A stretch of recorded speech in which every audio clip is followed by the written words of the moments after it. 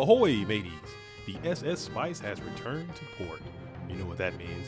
The Spice is in.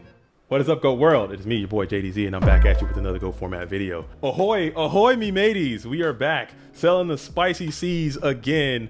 We are here again to talk about the next spicy decks that happened. Patreon 19 just finished, and with me today, as always, I have the captain of this ship. I'm the first mate. We got the captain here.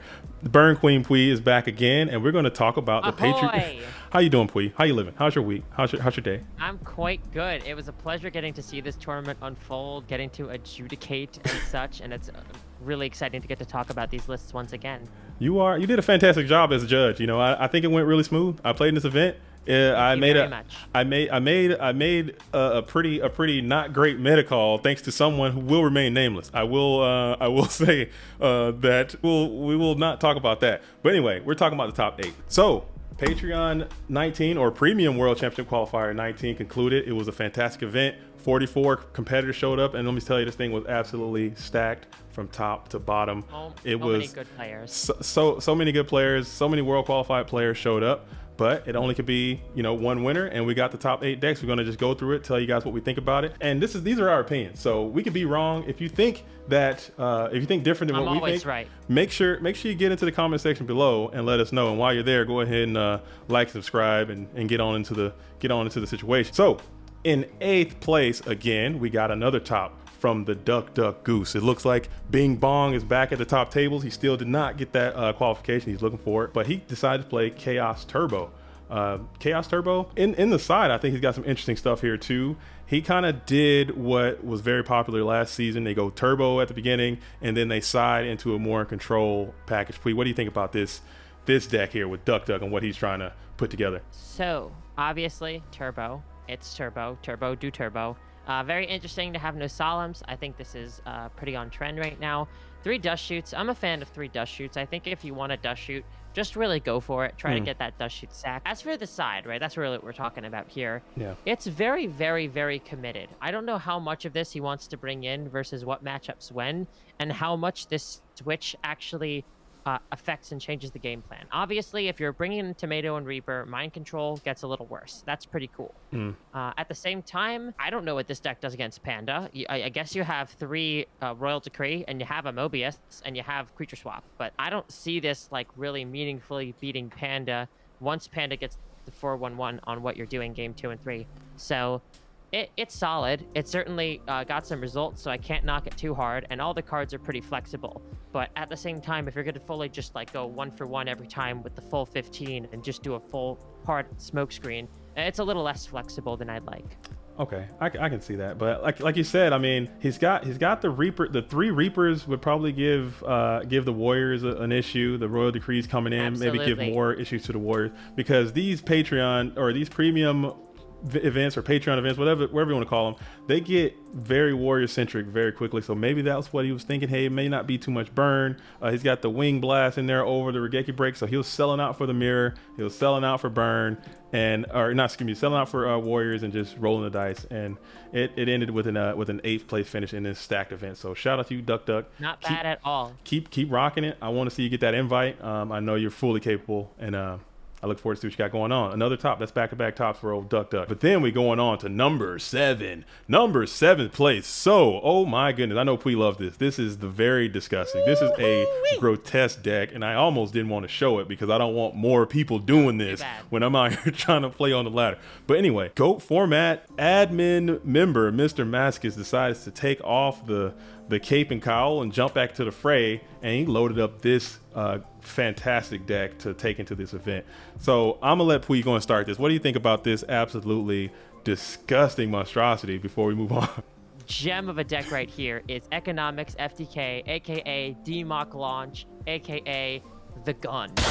So for anyone who can't tell by just looking at it, the combo here is Dark Magician of Chaos plus Spell Economics plus Dimension Fusion, and then you have your Cannon Soldier. Okay, so what you have to do here is you need to get both the Cannon and the DMOC on the field. You sacrifice the Cannon to DMOC, and then you have Spell Economics on the field. You play the Defu with Economics on the field, so you don't pay the 2,000. You get the DMOC back, you get the Defu back, and then you can repeat the loop. And it's infinite damage, 400 damage at a time. It sounds hard to assemble. It's really not, because the Dimension Fusion will get back both of the monsters if you banish them. You have 3 copies of everything you need except the monsters, which are really easy to find off Reasoning and Gate. And as for what my actual thoughts on it are, this is a deck that Masquez has been trying to convince me to play in some event or another forever, and I was just not having it. Maybe I just didn't have enough experience to see its power, but I think all the folks out here who are trying to exploit the meta to use Empty Jar and finding that they weren't finding success with that, this might be the deck you've actually been looking for. This deck can go a lot faster. It can commit to the field a lot less. I think this has a lot fewer weaknesses. He sides into a Thunder Dragon Reasoning Gate. I don't know how I feel about that. I get the idea, but it doesn't counteract every way that you can stop the deck. So similarly to Duck Duck, I feel unsure about smoke screens, and I especially feel unsure about them in the online tournaments now that we share the replays for everything. Right. Still, main board seems very strong. Seems like there's a lot of directions you can take it. I've seen versions of this with Strike Ninja. I've seen versions of this with or without the jars, but clearly it got results from the man with the plan, Masquez.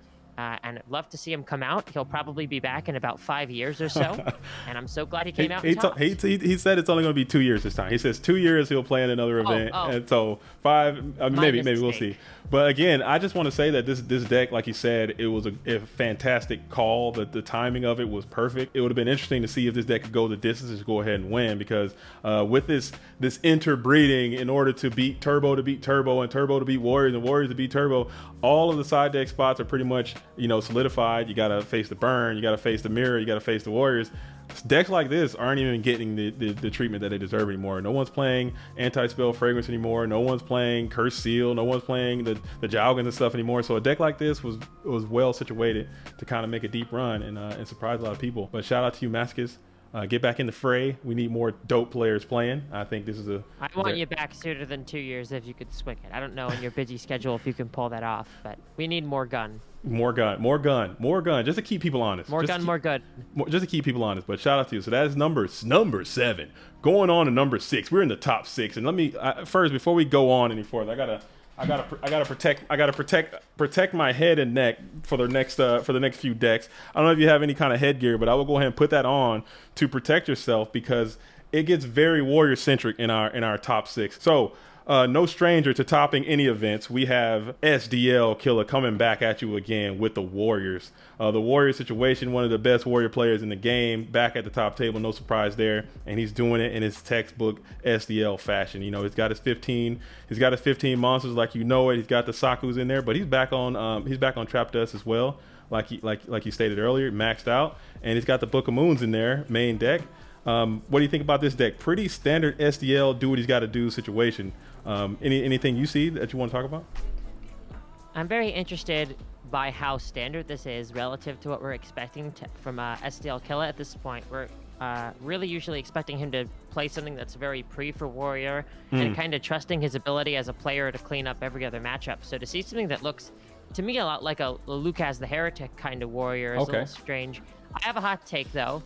So I had my boots on the ground. SDL was the one who knocked out Masquez. Then he promptly dropped because he wanted Krebs to get a chance to get an invite. So that's why he is here and not higher. My hot take, he probably could have won. I didn't want to say that because I don't want to disrespect anybody, but I did know that as well. I know that SDL has already got several invites to the GOAT Format Championship. He has a relative that is in this event as well, and he did not want to beat his own kinsman, so he reluctantly bowed out. He probably could have went even further, like you stated, but he's got this thing dialed in. And you brought up a great point. He does have the 2 Mystic Swordsman level 2s in there. That's kind of a new kind of hedging for the Turbo Mirror, Turbo matchup. He's got the Zombira in there. So he does tweak it. He's kind of got it dialed in based on what he expects to see. Absolutely. But this is no surprise. Seeing SDL doing what he's gonna do, SDL back in the top, no surprise.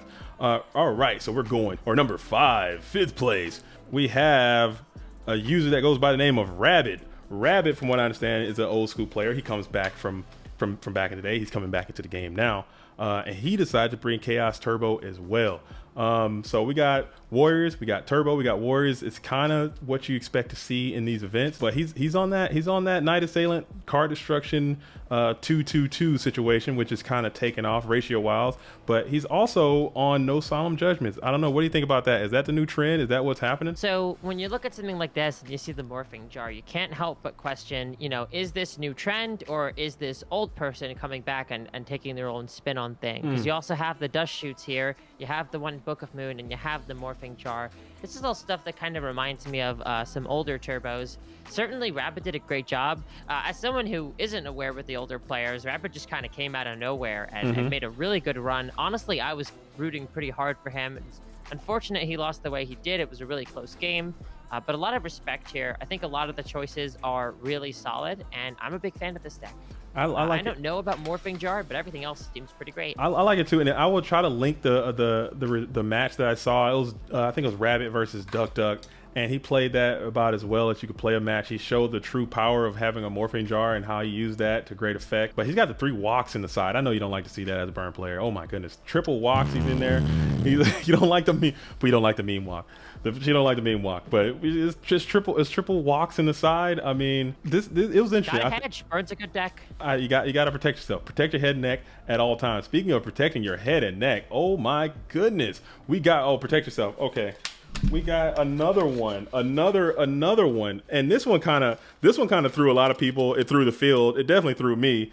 We got coming in at number 4, top 4. We got Ghost Rider after a long hiatus. The Turbo, probably one of the game's best Turbo players, officially, unofficially, came to this event after months of being off and decided to load up Warriors. Oh my goodness! But he did it in his own unique, special way. He's got the triple Jar of Greed, the 2 upstarts, a very low monster lineup with only 12 monsters, and that's how he decided to do it. So, what do you think about Ghost? What do you think about Ghost coming in with the Warrior strategy? And we can talk about that. I have so many feelings on this. It's delightful. It's terrifying. I'm worrying that we're getting to a tier 1 Turbo meta, and all of a sudden Mr. Turbo is taking on Warriors. But of course he can't just play Warriors. No he has chance. to play it like Ghost Rider would. We've got 2 upstarts and 3 Jar of Greeds with 12 Warriors. This is my first time looking at the list, but oh my god. I think this deck needs Swift Gaia, personally. I think so. I think Swift Gaia will be money Gaia. here. At least in the side. Throw one in the side just for the memes. I mean, it will be great. Just cause.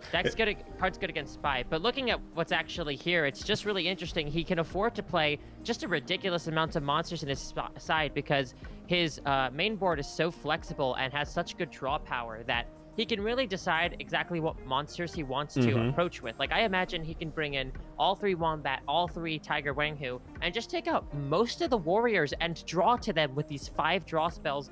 And you also have the NOE, and you also have the Monkey if you want it for the Warrior matchup. You have the Spy for the Warrior matchup. You just can take out anything and put anything back in. It's so versatile in such a weird and rigid way, and it's really confusing, but I love it. And he played it to great effect. You can watch some of his replays, and I think that's kind of what separates these really, really dope players versus your run-of-the-mill players, like myself. You know what I'm saying? It doesn't matter what decks you have or what you're doing, what your strategy is. If you can know how to put the cards down and you know how to build the deck the correct way for the event you're going into, you're going to have success. Ghost Rider is a great proof of that. He showed up after months of a hiatus and just went right to the top of this event. So shout out to him. Hopefully we see more. Hopefully he can continue to do well. And we didn't get this man a crown because he still has not received a crown just yet, which is unbelievable. No doubt. He is a king. Let's do it, Ghost Rider. Shout out to you. Keep rocking it, and we're gonna see what you got to do. Pick Turbo up. Let's make it happen. All right, and we're moving on to number 3. Oh, I gotta keep my helmet on. Keep the helmet on. Oh, speaking of, helmet's gonna be in for a while now. Helmet's gonna be locked in for a little bit. So speaking of SDL being in the 6th place, and now we got his brother Krebs, dope player, dope legacy warrior player, back at the top again. He didn't quite make that push to get the qualification, knocked out by his own teammate, but he's also playing warriors. He's doing it his own style. Changed a few cards around to make it more unique, but it's very similar to what SDL did. What do you think about this deck? What do you think about Krebs as a player? I think this deck's pretty cool. Glad that STL Killer gave him the jump boost. It's unfortunate that other teammates didn't do the same, but I understand. Give him a good game, and it was hard fought. Everyone's out for their own invites. List looks pretty similar. The side looks a little unique. I'd say the big thing in the main is 2 Sasu over 2 MS level 2. Personally, I prefer this. If I were to build Warrior, I would play more Sasu. I think the card's really good. I think Spy's the main problem. But I understand why STL wanted to go for Zambira for that approach as well. I like that Krebs is playing the Cliff, and SDL did not seem to be, but I think Cliff's a pretty good card. Yeah, so I'm gonna scroll down. I'm gonna look at SDLs again, just real quick before we go on. Like, so here's the SDLs again. Oh, he has Cliff. He does have a Cliff. He has a little Clifford over there, a little Cliffy boy kicking it. He won't go home. Okay, He used a main Cliff, I know, so I don't think he'll leave home without Cliff. And we got, so this is SDL. Let's go back up, and here we got Krebs here again. So very, very similar, but Warrior strategy is kind of dialed in, and you just kind of do what you got to do. But another dope player, looking for that invite. He's gonna get it eventually. All right. But shout out to you, Krebs. Keep playing, keep rocking, keep it locked, and we're gonna make it happen. Shout out to Krebs. And then we're going on to number two. Number two, we have Mr. John Wick. Okay, so I can't say enough about this player either. Very, very old school, very legacy player, super dope champion, Shonen Jump champion, I believe. Fantastic duelist all around. He decided to bring Turbo as well.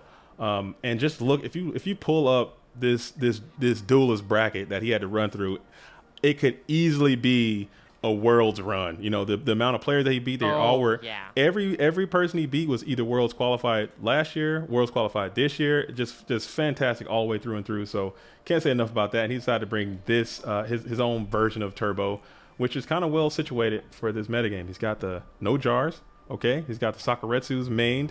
He's got the morphing jar as well to kind of get some additional draw power. Okay, he's got one Dusty boy in the side and another Saku to come in to kind of hedge for that Warrior matchup. I think they were anticipating a lot of Warriors, which it was. What do you think about this deck? What do you think about this duelist? I have so much respect for John Wick's run in this tournament. I got to watch it firsthand again. This was truly the miracle run. He just really played hard. He drew crazy well, and he beat some really powerful opponents. I think that Saku main was such a finger on the pulse move. I think this man could have easily taken that top spot, but it's kind of hard to win 2 games in Grands, understandably. This seems really good. I also see the morphing jar here, so maybe I'm wrong about it. Maybe that's the new spice, but this thing's draw power seems pretty crazy even without the jar. He is playing Solemn. I believe this is the only Turbo in the top 8 that is playing Solemn. I think so. So it's interesting that, Solemn still has a place, certainly. He is playing only 2, which is I believe some new Rosito theory, which I'm very much behind. I think Saku and Solemn, nice combination. Regeki break, good for the burn. The side's all over the place, but I'm sure that he has a method to the madness. So I super respect the deck. I super respect the run. Great job, John Wick. And shout out to you. I think he already has an invite. He's trying to get more. I'll keep my eye on this duelist. He's definitely someone to watch for if you're a fan of this game, like I am. So definitely look at what they're doing and maybe you can emulate that. Call the Hunt in the side. Did you see that? Did you see that Call of the Hunt? What is that little thing doing there? And Jinzo, did you see this? How do we miss we got Call of the Hunt and Jinzo just sitting in the side deck? What? That's pretty spice alert. You know, you got Call of the Hunt, you got Jinzo sitting in 2022. I can't believe it. And Kinetic Soldier, you know, that's pretty dope. Pretty dope. For sure. We can't talk about Spice Alert, though, without talking about our number 1 player. Number 1, the Spice is in. Oh, man, I gotta protect myself. Here we go. All right. So, number 1, we have Shogun Lopez. And first, if you haven't done so already, I had the opportunity to sit down and talk to the Shogun Lopez. He came by the program. Make sure you go check that video out. He'll explain more about his dueling situation and how he got into the game and why he played this deck and all that. So make sure you check that out. But here is the deck again. So this is the deck Shogun decided to take. Warriors. Again, there were a lot. So there were a phenomenal amount of Warriors in this event, more than usual. I think the Warrior epidemic is spreading, but he decided to do it his own way again. There are some slight changes, a little bit. I think I'm misusing the word standard, but this is as standard as you can get when you come to Warriors. The Blaze and the Sasuke. This is some white bread Warrior. Yeah, right this is some Walmart Warrior. No, I'm kidding. No. But He's got the main deck battle traps. He's got no zings in there. He's got the main deck dust shoes, main deck. You can get through a lot of people with a deck like this, the main deck. But when we go over to the side, oh my goodness, this duel has reached into the bag. Puy, what do you want to talk about this deck? Oh my goodness. All right, there's two things we have to talk about here. Thing number one, all right, elephant in the room, 3 Royal Command. Oh my goodness. What the heck? We saw this card. I only saw this card in the last round of Grand Finals. This man said, what was it? He said, "Start investing now, boys," or something. Yeah. Get your copies Get now, your copies boys. today. He knew. Oh my goodness. So he flipped. Almost immediately, this card was terrifying.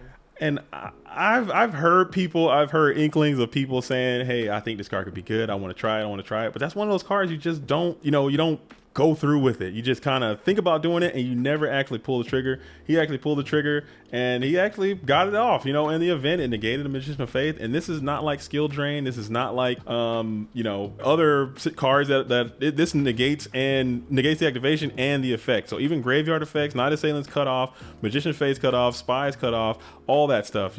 Slate Warrior, if you attack it, cut off.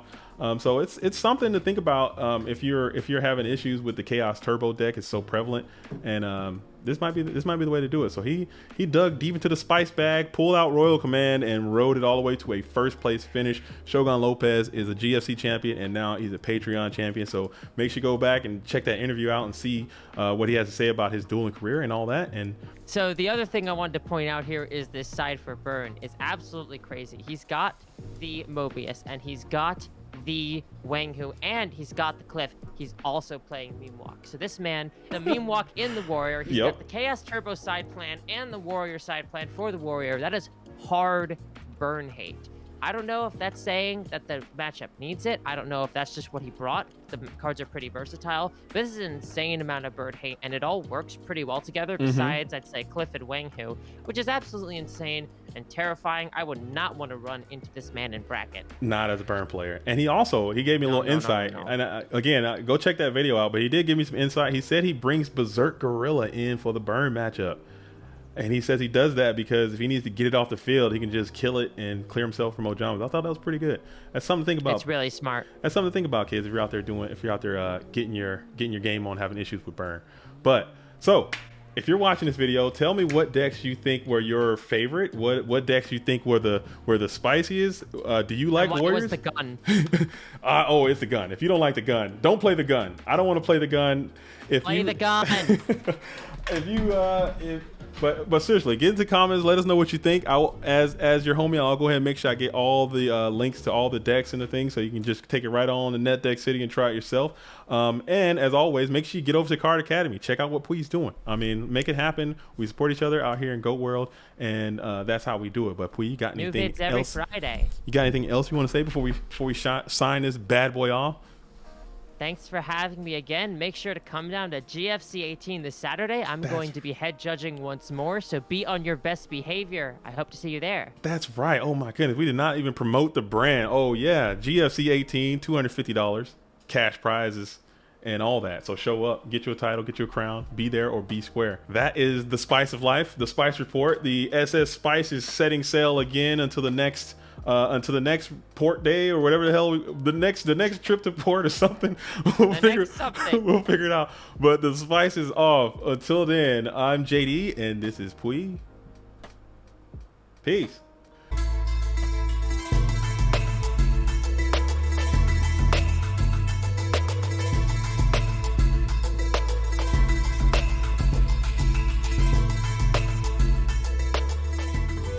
This program was made possible by the Corporation for Public Broadcasting and by contributions to your PBS station from viewers like you. Thank you.